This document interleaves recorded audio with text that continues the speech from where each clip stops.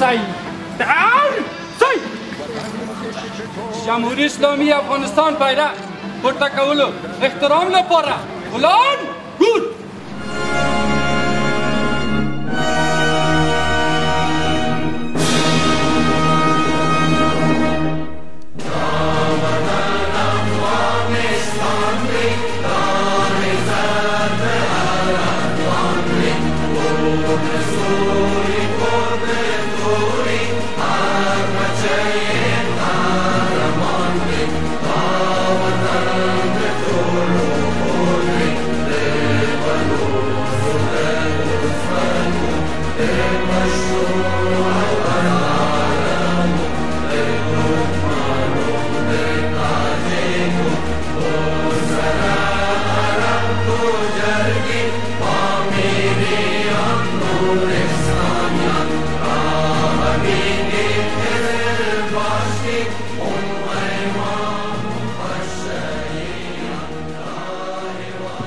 بسم الله الرحمن الرحیم.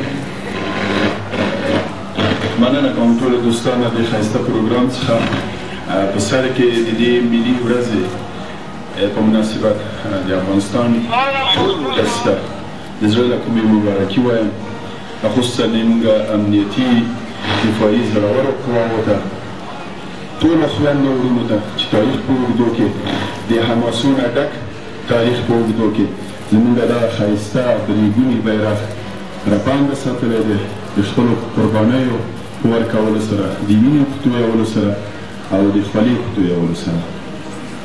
دوستانو، زموږ درې رنګه ښایسته بیرغ ټولې د هغو یرغلګرو چې په افغانستان په تاریخ کې په افغانستان باندې تجاوز کړی و د هغې نښانه دی. ولې په قهرمانۍ سره زموږ ولس داسې د ویاړه ډک تاریخ لري چې په نړۍ کې ساری نه لري.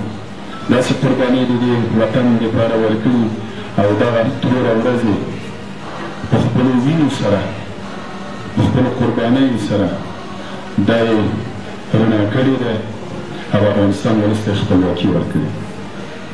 او بالاخره زرغون رنګ یې د افغانستان د ملي وحدت، د ټولو لوی ملت، د افغانستان د لوی ملت د وحدت سمبول دی، د خاورې د عظمت، د دې ولس او د دې ملت د عظمت سمبول دی، دا د میلیارډونو سمبول دی، دا زموږ په تاریخ کې د سرښندنو او قربانیو سمبول دی. نو تل رپانده یو په ټول افغانستان کې په ویاړ سره انشاءالله زموږ ټول ولس به دغه بیرغ همیشه راپانده ساتي او د افغانستان هغه دښمنان چې غواړي په افغانستان کې دا درې رنګه بیرغ ته زیان ورسوي، لکه اوس چې قرباني ورکوو همیشه به قرباني ورکوو. و تمام این دسته‌های خارجی و داخلی، بودجه داخلیشان و سرکردگان پنجابیشان که ملت واحد از این بیرغ خود دفاع خواهد کردند. شما از افغانستان مثل که همیشه هر روز در اینجا جسدهایتان میمونه، همینجا جسدتان خواهد ماند و هیچ چیزی را در مقابل از این ملت بزرگ کردن نمیتوانید. تل رپانده در بیرغ څوک چې یو افغان وي تل به د افغانستان وي، تل د ملي وحدت، تل د زموږ درې رنګی تور سور او شین بیرغ. السلام علیکم ورحمة الله.